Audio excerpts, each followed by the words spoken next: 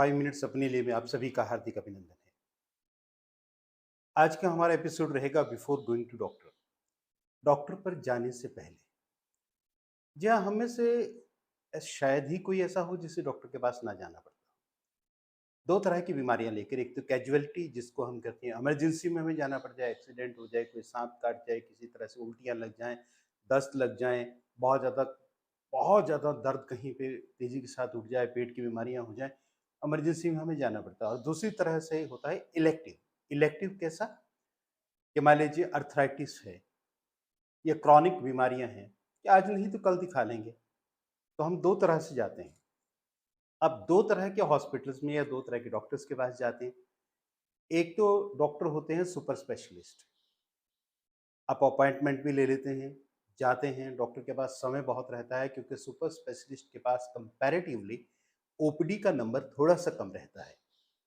लेकिन अगर आप जनरल फिजिशियन के पास जाते हैं या जनरल सर्जन के पास जाते हैं, तो वहाँ ओपीडी इतनी ज़्यादा रहती है कि ना तो डॉक्टर के पास बहुत ज़्यादा समय होता है और ना ही आपके पास समय रहता है। आप सुपर स्पेशलिस्ट के पास जाते हैं तो डॉक्टर आपसे बहुत सारे क्वेश्चन भी पूछता है, बहुत सारी बातें आपके ज़हन में भी आती है कि मैं तो ये सोच के आया था कि मुझे ये बताना है, ये बताना है। लेकिन जहाँ पे बहुत ज़्यादा रश होता है, वहाँ पे इतना समय नहीं रहता है। हालाँकि दोनों जगह एक स्थिति तो रहती है। मैं गलत नहीं कह रहा हूँ, हो सकता है वो अपनी जगह ठीक हो कि कोई भी पेशेंट आता है LFT, KFT, lipid profile, moreover X-ray करा दिया, एक्स-रे अगर किसी ने बैक एक की बता दिया तो एमआरआई लिख दिया या किसी ने कह दिया मुझे चक्कर आ रहा है तो भी एमआरआई लिख दिया, तो क्वेश्चनिंग थोड़ी-सी कम रहती है। 2 चीज़ें होती हैं कि हम सोचते हैं बीमारी कोई भी होती है, डॉक्टर सोचता है डिफरेंशियल डायग्नोसिस की तरफ। बिकॉज़ बहुत सारे क्वेश्चंस पूछने के बाद किसी को फाइंड आउट करना होता है, किसी चीज़ को हमें रूल आउट करना होता है। अब इसके लिए बेहतरीन चीज़ होती है क्वेश्चनिंग और उसके बाद आती है टेस्ट की बारी, लेकिन आजकल टेस्ट को प्राथमिकता दी जाती है। लेकिन आप वो एक अलग विवाद का विषय हो सकता है, चर्चा का विषय हो सकता है। लेकिन आप जब डॉक्टर के पास जाते हैं, अमूमन क्या होता है कि डॉक्टर के पास ख़ास तौर पे क्रॉनिक केसेज़ के अंदर, हम घर से ये सोचते हैं कि डॉक्टर के पास जाएँगे तो मुझे ये है, परसों रात को मेरे को नींद नहीं आई थी, ये हुआ था, उस दिन मेरे को रात को ये इस तरह से हुआ था, अक्सर मेरे साथ ये होता है, व्हाट्सोएवर आपके बहुत सारी चीज़ें होती हैं, आपके ज़हन में होती हैं। लेकिन जब आप डॉक्टर के पास जाते हैं, वहाँ रश देखते हैं, डॉक्टर के पास टाइम की कमी देखते हैं या अपनी ही कमियों के कारण बहुत सारी चीज़ें रह जाती हैं। हम बता ही नहीं पाते कि हम इस बीमारी से पीड़ित हैं या हमें एक्सेसरी सिम्पटम्स ये हैं, उसके सहायक सिम्पटम्स ये हैं। ये बहुत सारे लोगों को आपने देखा होगा। वैसे तो डॉक्टर ही पूछना शुरू कर देते हैं, लेकिन कि जब डॉक्टर स्टेथोस्कोप, ये स्टेथोस्कोप है, ये जब हम कान में लगाते हैं, तो हमारा मकसद क्या होता है कि हम आपकी मान लीजिए यहाँ से कोई आवाज़ सुनना चाहते हैं, तो हमारा मकसद रहता है कि बाहर की आवाज़ें आना बंद हो जाएँ और जो आपकी बहुत छोटी-छोटी सी भी आवाज़ है, वो मैग्नीफाई होकर हम तक पहुँच जाए। लेकिन आपने इसी समय अगर डॉक्टर को ये बोल दिया कि मुझे तो शुगर भी है।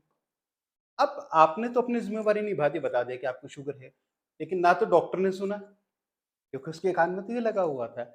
अब उसने जब मेडिकेशन की, आपको दवाइयाँ लिखी, उसके ज़हन में है ही नहीं कि आपको शुगर है। अगर डॉक्टर ने अपने आप से क्वेश्चन पूछ लिया, वो एक अलग चीज़ है, लेकिन अगर वो क्वेश्चन पूछना भूल गया, आपने अपनी तरफ से बता दिया, लेकिन डॉक्टर ने सुना नहीं, अब आपकी वो दवाई हो सकता है, वो चॉइस डॉक्टर की चॉइस जो आपकी दवा की है, वो उतनी प्रॉपर ना रहे जितनी होनी चाहिए। तो आप समझे?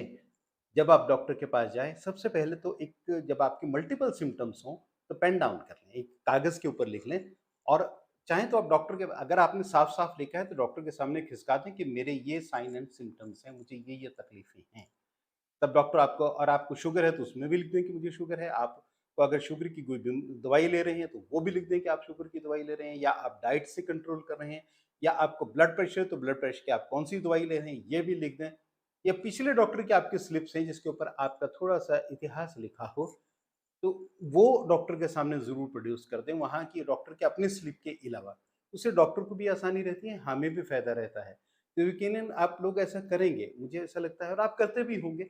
मेरी ड्यूटी थी आपको बताना, क्योंकि आपको अगर थोड़ी-सी भी सहायता मेरी इस वीडियो से मिल जाती है, तो मेरे 5 मिनट बहुत सार्थक हो जाते हैं।